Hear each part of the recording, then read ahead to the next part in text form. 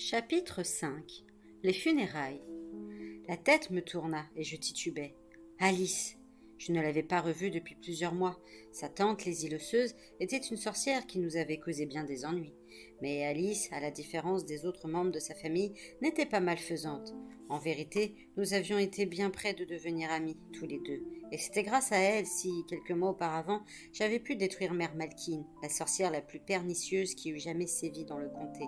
Non, le seul tort d'Alice était d'avoir grandi en mauvaise compagnie. Elle ne méritait pas d'être brûlée comme sorcière. Je devais trouver un moyen de la tirer de là. Mais lequel? À cet instant, je n'aurais su dire. Dès la fin de l'enterrement, je tâcherais de persuader mon maître de m'aider. Et l'inquisiteur était là. Par quel terrible coup du sort notre visite à Princeton coïncidait-elle avec son arrivée? Nous étions en grand danger, et l'épouvanteur ne voudrait sans doute pas prolonger son séjour après les funérailles. Une part de moi espérait qu'il quitterait la ville sans affronter le fléau. Pourtant, je n'avais pas le droit d'abandonner Alice à une mort si cruelle. Quand la charrette et son escorte furent passées, la populace se rua à leur suite. Pressé comme je l'étais dans cette cohue, je fus bien obligé de me laisser emporter par le flot. Ayant longé la cathédrale, la charrette s'arrêta devant une grande bâtisse à 2 étages ornée de fenêtres à meneaux. Je supposais qu'il s'agissait du presbytère, où demeuraient les prêtres, et que les prisonniers y seraient jugés. On les fit descendre de la charrette pour les traîner à l'intérieur. J'étais trop loin pour distinguer Alice parmi eux, et dans l'immédiat, je ne pouvais rien entreprendre. Et il me faudrait pourtant trouver une idée avant qu'on les conduise au bûcher. Je me détournai, le cœur lourd, et me frayai un chemin dans la foule pour atteindre la cathédrale et assister à l'enterrement du père Grégory. Le monument possédait de puissants arcs-boutants et de hauts vitraux en ogive. Me souvenant des paroles de l'épouvanteur, je levai les yeux vers la gargouille qui surplombait le grand portail. Elle représentait le fléau, tel qu'il était à l'origine, et c'était cette apparence qui s'efforçait de reprendre en restaurant ses forces dans les profondeurs des catacombes. Son corps écailleux était accroupi, ses serres griffus cramponnés aux linteaux de pierre, tous ses muscles saillants comme si la créature s'apprêtait à bondir. J'avais déjà vu des choses terrifiantes ces derniers temps, mais aucune n'était aussi laide que l'énorme tête du monstre. Son menton pointu s'incurvait comme s'il cherchait à rejoindre son long nez crochu, et ses petits yeux vicieux semblaient me suivre du regard tandis que j'approchais. Ses oreilles rappelaient celles d'un gros chien ou d'un loup, rien qui donne envie de le rencontrer au détour d'une sombre galerie. Je jetai un dernier regard vers le presbytère, me demandant s'il restait un espoir de sauver Alice, puis j'entrai dans la cathédrale. Elle était encore presque vide. Je n'eus donc aucun mal à choisir une place dans le fond. Non loin de moi, 2 vieilles femmes priaient, à genoux, la tête baissée, et un enfant de chœur allumait des cierges. J'avais tout le loisir d'examiner les lieux. Le bâtiment paraissait encore plus vaste vu de l'intérieur, avec des hautes voûtes et des arceaux de pierre. Les échos de la plus petite toux y résonnaient longuement. La nef centrale, qui menait aux marches de l'autel, était assez large pour laisser passer un attelage. L'ensemble donnait une impression de magnificence. Chaque statue était dorée à la feuille d'or, les murs étaient recouverts de marbre. Quel contraste avec la misérable église de Horchot, dont le frère de l'épouvanteur avait eu la charge. En haut de la travée centrale, le cercueil du père Grégory attendait, ouvert, un cierge brûlant à chaque coin. Jamais je n'avais vu de pareil cierge, planté dans le gigantesque chandelier. Il avait la taille d'un homme. Les fidèles commençaient à arriver, et comme moi, s'installaient sur les bancs du fond. Je guettais mon maître, qui ne se montrait pas. Je ne pouvais m'empêcher de jeter des coups d'œil à droite et à gauche, à l'affût d'un signe du fléau. Je ne sentais pas sa présence, mais une créature aussi puissante était sûrement capable de percevoir la mienne.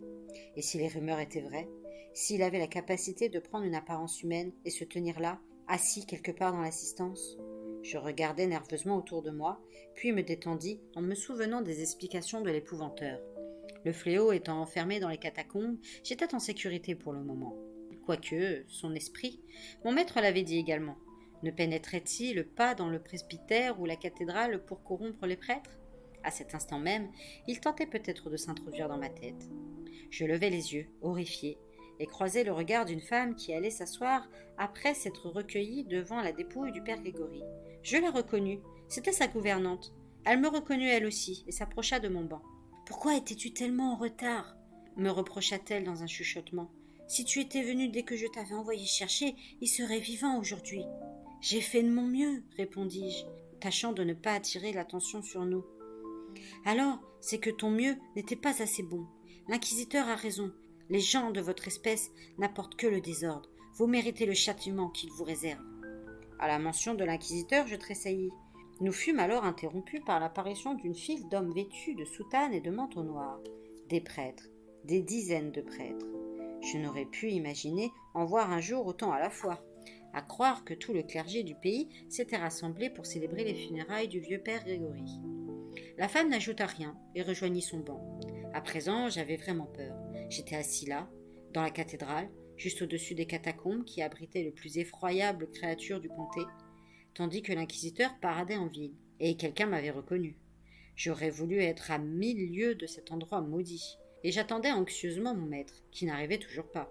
J'étais sur le point de m'en aller, quand les battants du grand portail s'ouvrirent avec fracas, laissant entrer une longue procession. Il était trop tard pour s'éclipser. Je crus d'abord que l'homme qui marchait en tête était l'inquisiteur, car il avait la même allure. Puis, m'apercevant qu'il était plus vieux, je devinai qu'il s'agissait de l'archevêque de Princeton, son oncle. La cérémonie commença. Il y avait beaucoup de chants. Nous étions obligés de nous lever, de nous asseoir, de nous agenouiller, à tout bout de champ. Si au moins la liturgie avait été en grec, j'aurais pu la suivre, puisque ma mère m'avait enseigné cette langue dès mon plus jeune âge. Or, l'office était en latin. Je n'en saisissais que des bribes, et je pris conscience que je devrais travailler dur pour progresser. L'archevêque prononça un sermon, affirmant que le père Grégory était au ciel, qu'il avait mérité cette récompense après le bon travail qu'il avait accompli ici-bas. Je fus surpris que le prélat ne fasse aucune allusion à la façon dont il était mort, mais supposais que les prêtres préféraient garder la chose secrète. Il leur était probablement difficile d'admettre que les exorcismes avaient échoué. Au bout d'une heure, le service funèbre s'acheva, et la procession quitta l'église. 6 prêtres portaient le cercueil. Derrière eux venaient 4 autres prêtres, chancelant sous le poids des cierges. Lorsque le dernier passa, je remarquai que la base des lourds chandeliers de cuivre était triangulaire. Sur chacune des 3 faces du triangle était gravée une image de la gargouille, identique à celle dominant le portail. Il me sembla de nouveau que la créature ne me lâchait pas des yeux. Sans doute était-ce un effet d'optique, dû à la lumière mouvante du cierge. Une double file de prêtres s'avança, suivie par le reste de l'assistance. Je ne bougeai pas de ma place, craignant de croiser de nouveau la gouvernante du père Grégory. Je ne savais quel parti prendre. Je n'avais pas vu l'épouvanteur, je n'avais pas la moindre idée de l'endroit où il pouvait être, ni de la façon de le retrouver. J'ignorais comment le prévenir de la présence de l'inquisiteur et de celle de la femme de Hershaw. Lorsque je me décidai à sortir, la pluie avait cessé, et la place était déserte. La queue de la procession disparaissait à l'arrière de la cathédrale, où se situait probablement le cimetière. Je choisis de partir dans le sens opposé et franchis le portail. Une fois dans la rue, j'eus un choc. Planté au milieu de la chaussée, je vis 2 personnes en pleine altercation. Plus exactement, l'une d'elles, un prêtre au visage rougeau, qui avait une main bandée, fulminait contre son interlocuteur, lequel était l'épouvanteur. Tous 2 remarquèrent ma présence. D'un signe du pouce, mon maître m'ordonna de m'éloigner. J'obéis, et il prit la même direction que moi, en restant de l'autre côté de la rue. Le prêtre lui lança « Réfléchis bien, John, avant qu'il ne soit trop tard !» Je risquai un coup d'œil par-dessus mon épaule et constatai qu'il ne nous suivait pas, mais il me sembla qu'il me fixait. N'était-ce qu'une impression ? Il me paraissait soudain plus intéressé par moi que par l'épouvanteur. Nous marchâmes pendant quelques minutes sans rencontrer grand monde. En bas de la butte, les rues devenaient plus étroites et plus animées. Après avoir obliqué à plusieurs reprises, nous arrivâmes au marché. Il était installé sur une place où s'alignaient des échoppes de bois protégées par des auvents de toile. Je ne quittais pas mon maître des yeux, de crainte de me perdre dans la cohue. À l'extrémité nord du marché, l'épouvanteur s'avança vers une grande taverne. Je crus qu'il allait entrer dans la salle pour commander un repas. S'il avait l'intention de quitter la ville à cause de l'inquisiteur, il n'était plus nécessaire de jeûner. Au lieu de cela, il tourna dans une étroite impasse pavée, me conduisit jusqu'à un muret de pierre et en essuya le rebord mouillé avec sa manche. Il s'assit et me fit signe d'en faire autant. L'impasse était déserte. Des hauts murs d'entrepôt nous surplombaient sur 3 côtés. Les rares fenêtres donnant sur la ruelle étaient tout encrassées. Nous ne risquions pas d'être épiés par des regards trop curieux. Notre marche rapide avait essoufflé l'épouvanteur, ce qui me donna l'occasion de parler le premier. « L'inquisiteur est là !» Il hocha la tête. « Oui, petit. J'étais sur le trottoir d'en face quand il est passé. Mais tu étais trop occupé à observer cette charrette pour me remarquer. »« Alors, vous l'avez vu ? Alice était dans la charrette et... » Alice. Quelle Alice? La nièce de Lizzie l'osseuse. Il faut la secourir. L'épouvanteur connaissait Lizzie l'osseuse. Il l'avait emprisonnée au fond d'une fosse, dans son jardin de Chipenden, au printemps dernier. Oh, cette fille! Je te conseille de l'oublier, petit, car il n'y a rien que nous puissions faire pour elle. L'inquisiteur est accompagné d'une 50aine d'hommes en armes. Ce n'est pas juste, protestai-je, indigné qu'il puisse en parler aussi sereinement. Alice n'est pas une sorcière. Peu de choses sont justes dans cette vie, me répliqua-t-il. La vérité, c'est qu'aucune de ces captives n'est coupable de sorcellerie. Tu te doutes bien qu'une sorcière authentique aurait détecté la présence de l'inquisiteur à des lieues à la ronde et ne se serait pas fait prendre. Mais Alice est mon amie. Je ne veux pas qu'elle meure, m'écriai-je, sentant monter ma colère. Il n'y a pas de place pour les sentiments dans notre travail. Nous sommes censés protéger les gens de l'obscur, sans nous laisser distraire par de jolies filles.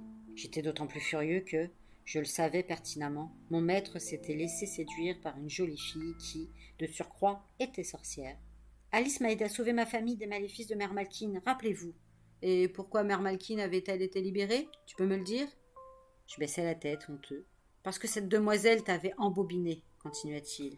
Pas question qu'une telle chose se reproduise. Surtout ici, à Princeton, avec l'inquisiteur sur nos talons. Tu mettrais ta vie en danger, ainsi que la mienne. Et ne parle pas si fort, s'il te plaît. Inutile d'attirer l'attention. Je jetai un coup d'œil aux alentours. À part nous, il n'y avait personne.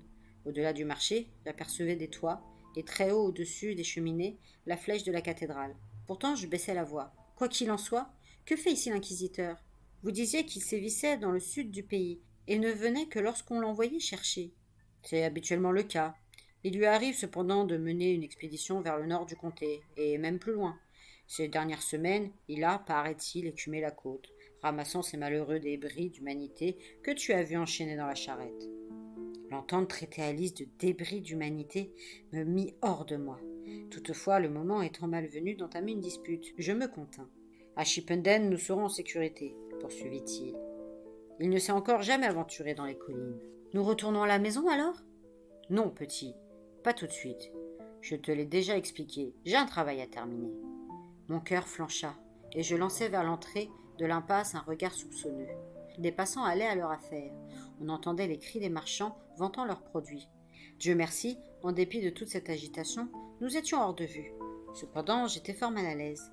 Nous étions supposés garder nos distances. Or, le prêtre dans la rue avait parlé à l'épouvanteur.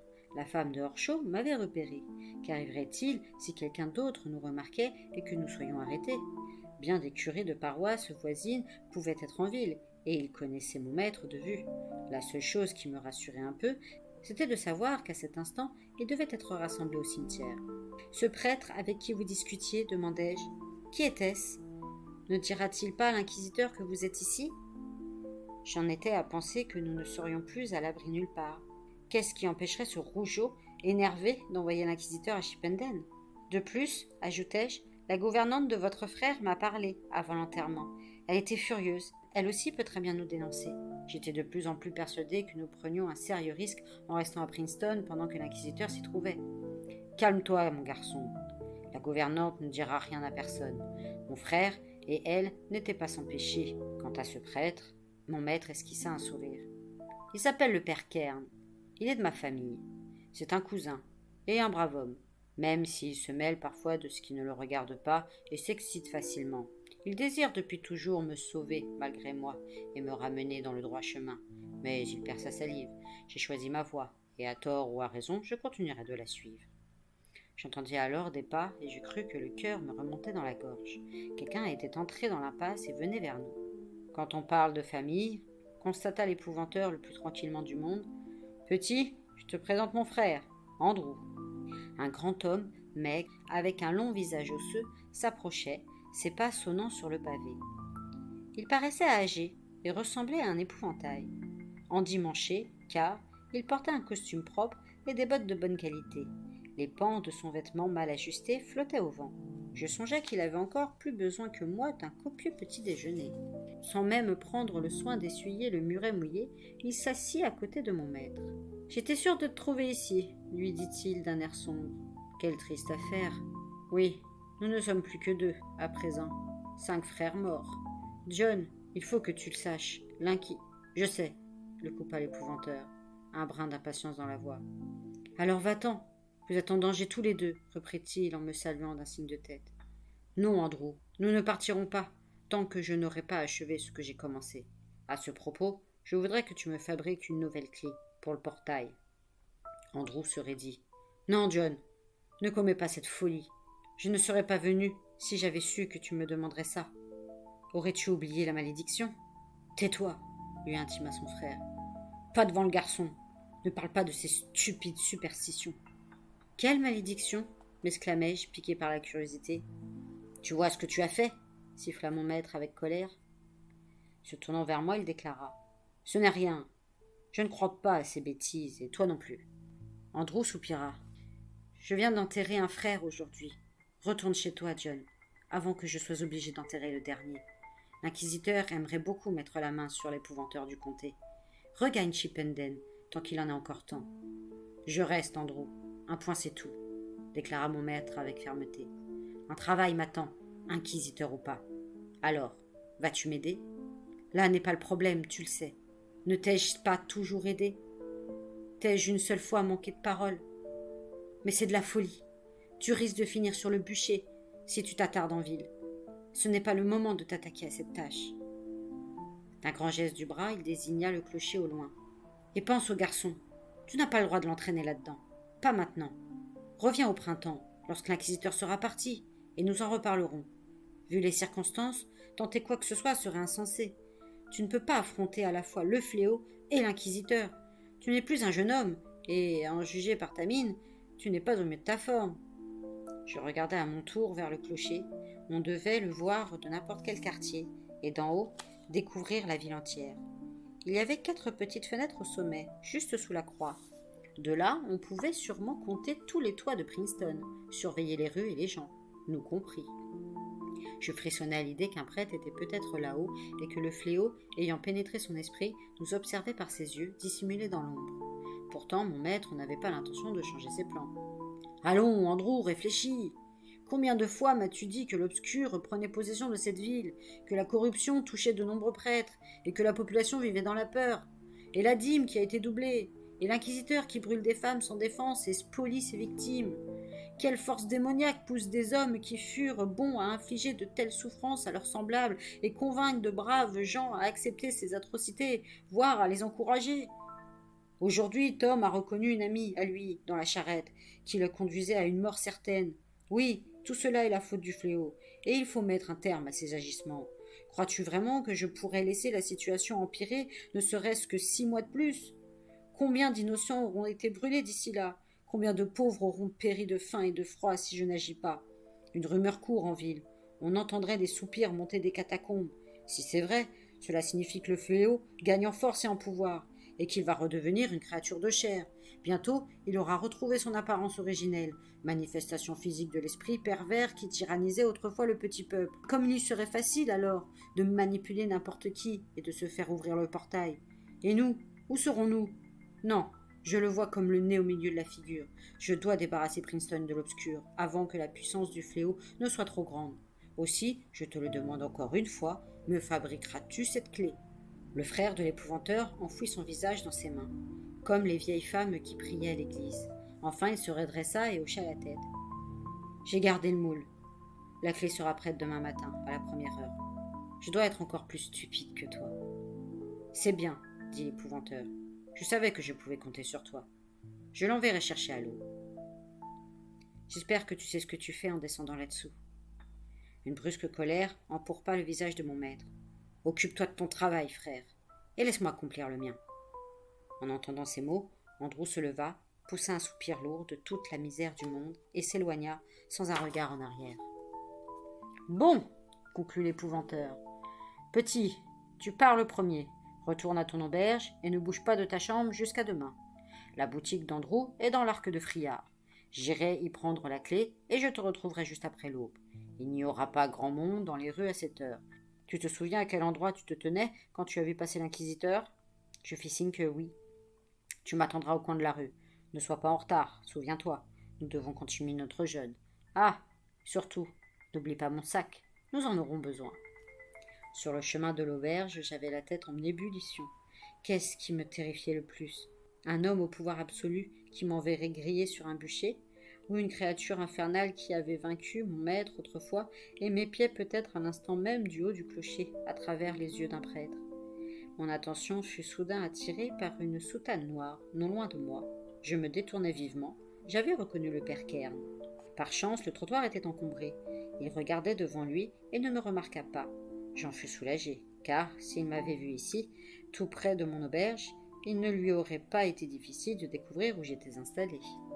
Même si l'épouvanteur m'avait rassuré à son sujet, je songeais que moins il y aurait de gens sachant qui et où nous étions, mieux cela vaudrait. Mon soulagement fut de courte durée. Lorsque je montai à ma chambre, je trouvai un billet épinglé contre la porte. « Thomas, si tu veux sauver la vie de ton maître, viens à mon confessionnal ce soir à 7 heures. Sinon, ce sera trop tard. Père Kerns. » Un affreux sentiment de malaise m'envahit. Comment avait-il su où je logeais? Quelqu'un m'avait-il suivi? La gouvernante du père Grégory? L'aubergiste? Le bonhomme ne m'avait pas plu. Avait-il envoyé un message à la cathédrale? Était-ce le fléau? La créature surveillait-elle chacun de mes faits et gestes? Avait-elle guidé le père Kern jusqu'à moi? Quelle que soit l'explication, un prêtre m'avait localisé, et s'il parlait à l'inquisiteur, je risquais d'être arrêté d'une minute à l'autre. J'entrai en hâte dans ma chambre et verrouillai la porte derrière moi. Après quoi, je fermai les volets, espérant me dérober aux 1000 yeux fouineurs de Princeton. Je vérifiai si le sac de l'épouvanteur était bien là, où je l'avais laissé, et m'assis sur mon lit, ne sachant que faire. Mon maître m'avait ordonné de ne pas bouger d'ici jusqu'à demain matin. Il n'apprécierait sûrement pas que je sorte pour rencontrer son cousin, qui se mêlait toujours de ce qui ne le regardait pas. Était-ce le cas? Il avait déclaré aussi que c'était un brave homme. Et si ce prêtre savait vraiment quelle menace pesait sur M. Grégory? Il finirait peut-être entre les mains de l'inquisiteur, si je ne prenais pas d'initiative. D'un autre côté, si je me rendais à la cathédrale, j'allais droit au repère de l'inquisiteur et du fléau. Assister aux funérailles avait déjà été assez dangereux. Pouvais-je réellement m'aventurer là-bas, encore une fois? La meilleure solution aurait été de porter ce message à l'épouvanteur. Or, c'était impossible, pour une raison bien simple. J'ignorais où il était. « Fie-toi à ton intuition », m'avait-il souvent recommandé. Je finis donc par me décider. J'irai parler au père Kerns.